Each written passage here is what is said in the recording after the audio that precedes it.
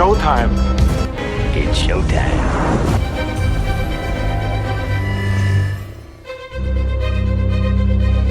And here we go. Welcome into another edition of the Movie Geek Podcast. I'm your host, George T. And as always, bring you the weekend box office review and what is to come. It's going to be a small weekend for Memorial Day weekend. Obviously, one big movie and actually a second big movie more to the family side for Memorial Day weekend. And then two streaming movies for the weekend. Most box office reporters think that it will be a slower weekend, but two movies that are very interesting, one on the family side and one on the action adventure side. We'll see how this goes. Also, I know last week was a short week for my podcast. I have been prepping for a chance to play in the World Series of Poker in Las Vegas.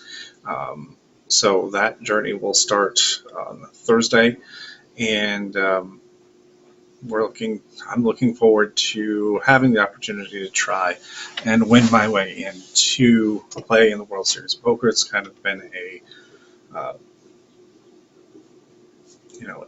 bucket list thing for me, and it would be amazing if that works out. I have the positivity. Hopefully you guys will send along that positivity as well. I'm actually going to give you top 5 movies, poker movies, for this occasion. So I do have some other stuff working at the moment. My Comic-Con one is coming along a little slowly, but it will be up soon. Also, I did actually get to see a few things on streaming service. I'll have those reviews up very soon. And if you are a fan of The Walking Dead, Dead City Season 2 has been pretty slow moving, but we are getting into the good stuff very soon. And again, I will do a full recap of it when the series is over. We also got a update on Daryl Dixon's Season 3 that will be coming out in the fall. So there will be another season of him and Carol. And then Last of Us, what can I say? This has been somewhat divisive for people.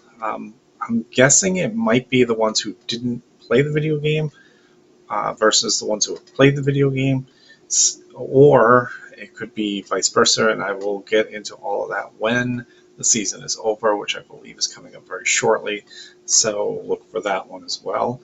I haven't seemed to mind it yet, so I don't, and again, I played through the game, so I kind of know what to expect. I think everybody will hopefully be able to enjoy the entire second season and third season as well.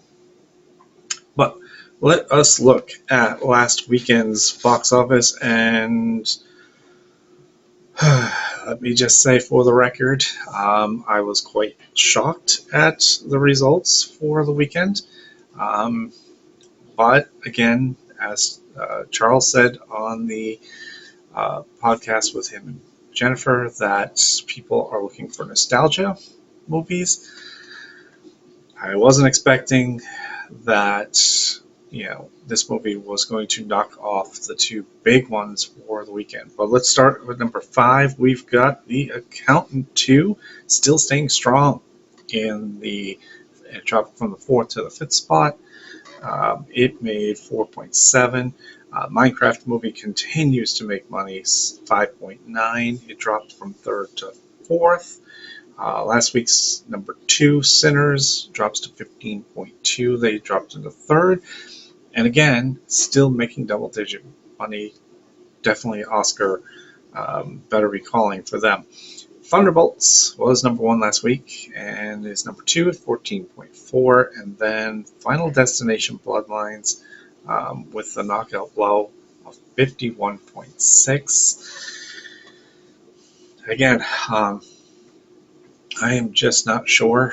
I know I don't have much interest in it. I know there's a lot of people out there who love the Final Destinations, movies. I just never got into them. I don't know, for whatever reason, I just never got into it. So, will I eventually see it? Probably, but I probably won't do a review on it. I'll probably just watch it and just be like, hey. But it is Tony Todd's final movie, so I heard that and read that it was a fond tribute to him. So, R.I.P. Tony. So I'm glad that it worked out. Although disappointing, number 6 is Hurry Up Tomorrow. It only pulled in 3.3. So this movie didn't do a lot of business, and nor did it do well with Rotten Tomato score. So Jenna Ortega was not big enough to carry the weekend box office, and apparently the weekend. So I will get to see this movie, and I'll probably review it, but probably not high on my list of movies. All right, so this weekend we've got Apple TV's Fountain of Youth. This is about 2 estranged siblings join forces to seek the legendary Fountain of Youth. Using historical clues, they embark on an epic quest filled with adventure. If successful, the mythological fountain could grant them immortality. This is starring Natalie Portman, Eliza Gonzalez, John Krasinski, Stanley Tucci is also in this film as well. This looks pretty interesting from the previews. Also, I don't know, Apple TV, hasn't had a big success with some of the movies. Hopefully this one will do better than the others. Netflix is premiering its another movie of Fear Street. This is a book series. They've had a bunch of them already been released. This one is Prom Queen. And this one obviously takes place at a senior prom in high school. What could go wrong? The cast includes Indy Fowler, Chris Klein, Lily Taylor, Susanna Son, and a few others. So those are your 2 streaming movies for the weekend. Fear Street probably will do fairly better because, again, Netflix has a series of these movies. So if you haven't seen them yet, go back to Netflix and check out those. And then your 2 big theatrical releases. Obviously, one for the kids, Lilo and Stitch live action. So basically, they have taken the Lilo and Stitch movie and they've made it live action. So from the previews, again, it looks like Lilo and Stitch, but only in live action. The kids will enjoy it probably. So again, that might do some business, take some business away from the movies that have already been out. Maybe even knock down Final Destination a ton.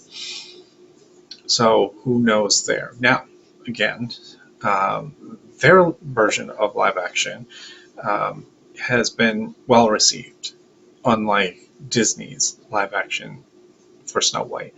And speaking of live action, we've got How to Train Your Dragon coming out very soon. I believe it was next month. I will give you a date for that because it is one of the movies I'm looking forward to in June. That one is doing great reviews for DreamWorks. So, see, it can be done. It just, I don't know, for some reason Disney just hasn't been able to get it um, right for a while, since I believe it was Jungle Book that I made in that live action Disney one with Jon Favreau. So, and then finally, Mission Impossible: The Final Reckoning. The conclusion of the Mission Impossible series. What can you say about Mission Impossible? Um, just Tom Cruise being Tom Cruise, doing his own stunts, and just being fearless and trying to save the world. That's basically what these movies are. Um, and obviously, it was based on a TV show back in the uh, back in the day. And again, I know a lot of people are like, "Well, all right, it's the same kind of movie over and over again." Well, yeah, but that's what an action movie you know is supposed to be about. And yeah, we'll see how this one does. I believe it most likely will win the weekend. It's gotten so much hype and praise, and it's gotten a great Rotten Tomato score, which for obviously Mission Impossible fans, or even Mission Impossible or Tom Cruise fans, this is huge for this movie. So, and part of me is like, okay, let's end this. Just like I'm waiting for Vin Diesel to stop making Fast and Furious movies.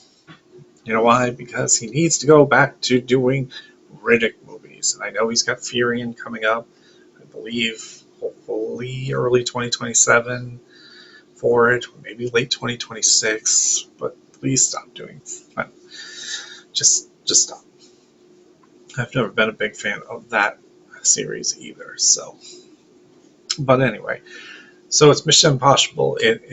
Mission Impossible. It's Lilo and Stitch doing battle in the theaters, and that's basically it. And then you've got your two streaming movies, Fountain of Youth and Fear Street. So definitely check those out if you have time for the weekend.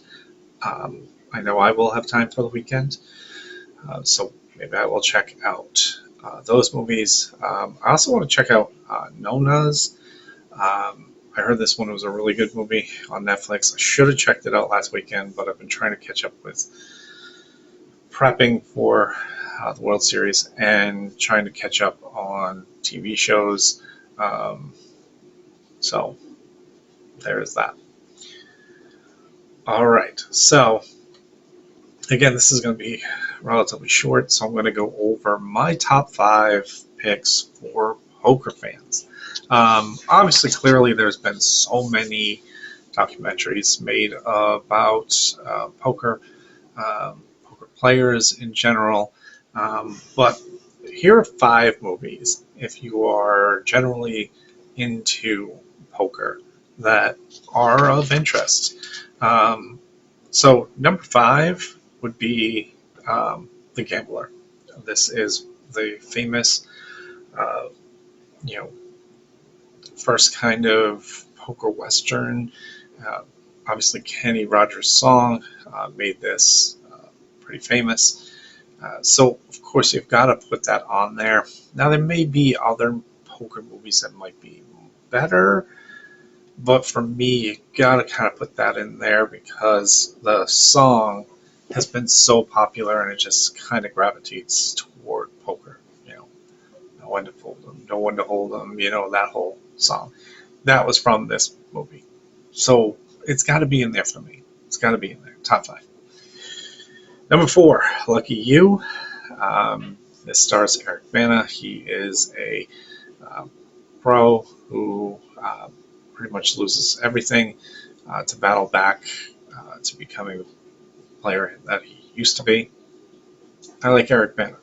I don't know where he's disappeared to or or why, but I thought, for a while there, he was kind of an, an it guy, and he's kind of, you know, been in things here or there, but I thought he was more on the up and coming. But Lucky You is for me. Maverick. Who doesn't remember the ending of this movie where um, Mel Gibson is playing for everything, and in the iconic flip of the ace of spades across the table to win the poker hand and clear out and win the tournament.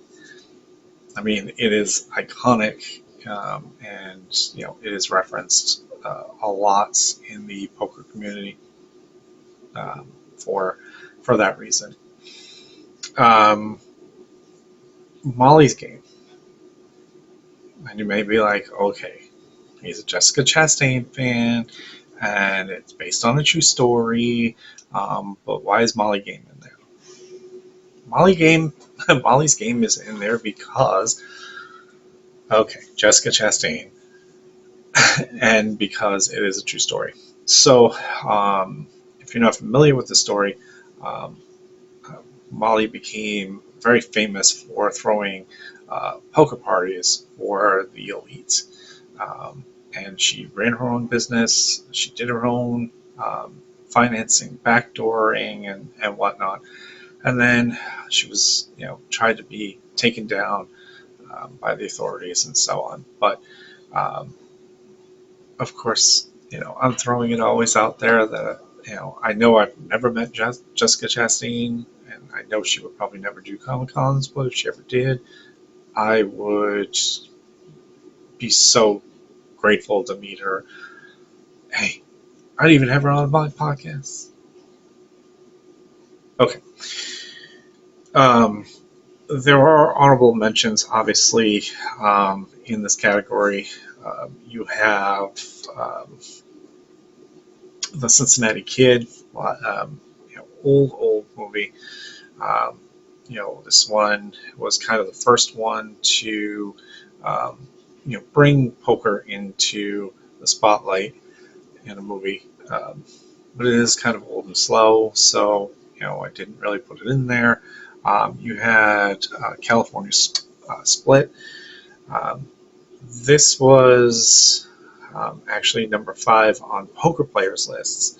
Um, I mean, I get it. It really deals with the ins and outs of the early World Series of Poker stuff. So, yeah, all right, check both of those out. Those are, a couple of things thrown in there. But of course, iconically, number 1 is Rounders, because any poker player will reference Rounders. Rounders is, you know, a movie that has brought a lot. It brought a lot of eyes to the World Series of Poker because of Mikey's journey. Mikey, played by Matt Damon, um, had the bright lights and big eyes, and saw himself playing in the World Series of Poker. He walks into KGB's underground poker game, where he has 3 stacks of high society, as he says, 30,000, and he loses it all in one night. Now he has to dig himself out. Then he vouches for his best friend, who's in prison, who now gets out, Worm, played by Edward Norton. And Worm's got a lot of heat on him, and eventually Mikey has to take the heat for it, and wind up having to pay KGB back eventually. You know, playing him again and trying to get his money back. So, and then his whole journey is up and down, and that sort of thing. It's more about the dream of playing in the World Series of Poker. And then eventually the boom came where it started to be more visual as far as television rights are concerned. And then you had the moneymaker effect in 2003, where this unknown guy just wins the World Series of Poker, and the boom just starts. You've got bigger and bigger World Series entries. 1 year, just a huge record-breaking year of over 10,000. Like a few years later, again, it was a movie that kind of made it popular in this day and age to play poker, because you had before, poker was kind of seen, kind of the back room kind of thing, or like I used to play poker in high school, but obviously not for money, but for potato chips, or pieces of pizza, or Oreo cookies, or quarters, nickels, and dimes, not for cash money, but just as a lot of fun. And eventually, seeing the World Series and seeing that an average guy can do that, and eventually I became more interested in doing it. I will say I'm not much of a tournament player. I like to play a lot of hands. I like to play a lot of action. So this is going to be a test for me, and I'm hoping, beyond hope, that I can get through to the qualifier. So it's a 2-day qualifier. It is Thursday and then Sunday, with a chance to win a full paid trip to Las Vegas in July to start the World Series of Poker. Big, huge dream. I'm hoping it works. So, with that being said, look for more reviews. I've got a Nicole Kidman one coming up. 2 movies I saw of 2025, and the reason why I say Nicole Kidman is because she's in a show that is doing another season on Hulu. So I'm going to talk about all that in one. It was also Jennifer and Charles had talked about this movie and how weird and twisted it was, and I will share that with you. Also, I did see Companion.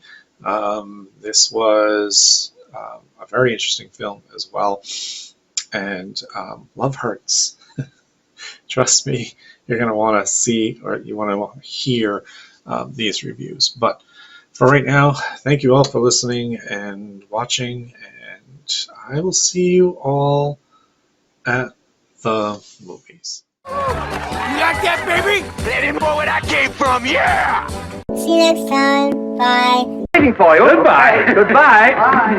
Goodbye. Hasta la vista, baby. That's all, folks.